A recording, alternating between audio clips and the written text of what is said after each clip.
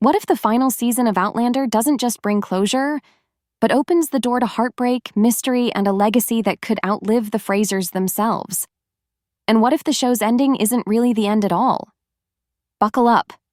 Things are about to get a lot more complicated than anyone expected. After years of time travel, battle scars, and impossible choices, we finally know the title of Diana Gabaldon's last Outlander novel, and it's raising alarms across the fandom. Titled A Blessing for a Warrior Going Out, it carries the weight of destiny, danger, and a farewell that may not be peaceful. Here's where it gets messy. Outlander Season 8 is scheduled to wrap in late 2025, but Gabaldon's final book, still unfinished. And that gap between the show's ending and the novel's release has fans uneasy, because how do you end a story when the author hasn't yet finished telling it? The showrunners have confirmed they'll be drawing material from the upcoming 10th book to fill out Season 8. That sounds ambitious, but also risky. Let's take a step back to see where this is going. Season 7 closely followed Books 7 and 8, an echo in the bone and written in my own heart's blood. Season 8, in turn, is set to cover Book 9, Go Tell the Bees That I Am Gone. But there's a catch. Bees ends with a massive cliffhanger. So, if the show sticks strictly to that, fans might be left with a finale that feels anything but final. That's why the team behind the show and Gabaldon herself have confirmed that elements from Book 10 will be included in the final season. The book's title gives us a strong hint. A blessing for a warrior going out refers to an old blessing said to someone preparing for something dangerous, typically a soldier heading into battle. It's hard not to think of Jamie Fraser when you hear that. He's the warrior of the series. But Gabaldon made it clear, this isn't necessarily a death sentence. Still, it signals a high-stakes journey ahead. And we already know that one of Season 8's biggest moments will be Jamie's near-death experience during the Battle of King's Mountain, which takes place in Go Tell the Bees That I Am Gone.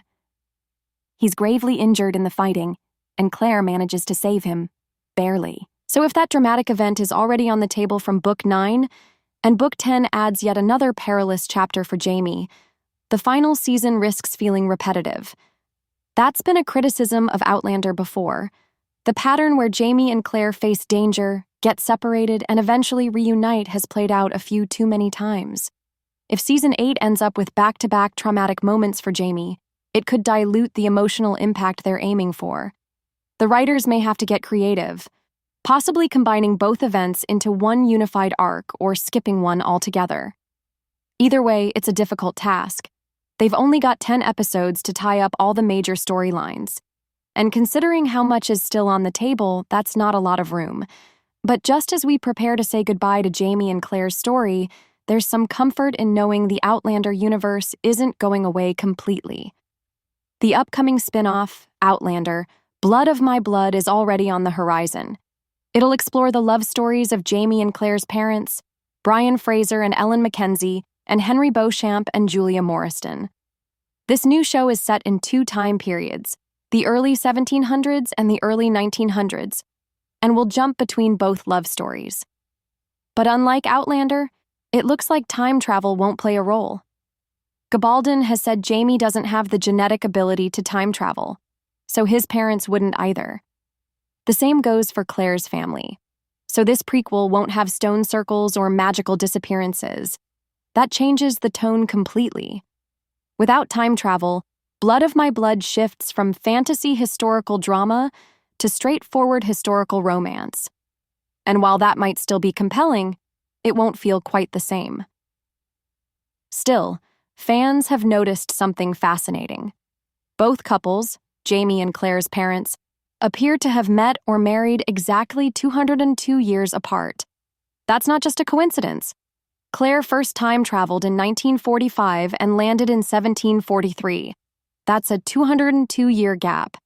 It's a repeating pattern in the series, so the fact that both love stories are spaced 202 years apart feels intentional. Some fans even think the prequel might hint at the origins of the time travel gene itself. Maybe there's something in their stories that sets everything in motion. Even if the show doesn't include actual time travel, planting those seeds would be a clever way to tie both series together. So yes, Outlander is ending, but the world it built isn't. Between Season 8's high-stakes drama and the launch of a new chapter in Blood of My Blood, this universe still has stories left to tell. The challenge now is whether Season 8 can deliver a finale that truly honors everything that's come before, without falling into repetition or losing emotional weight. It's a tightrope act, but if any show can pull it off, it's Outlander. Thanks for watching, and we'll see you in the next one.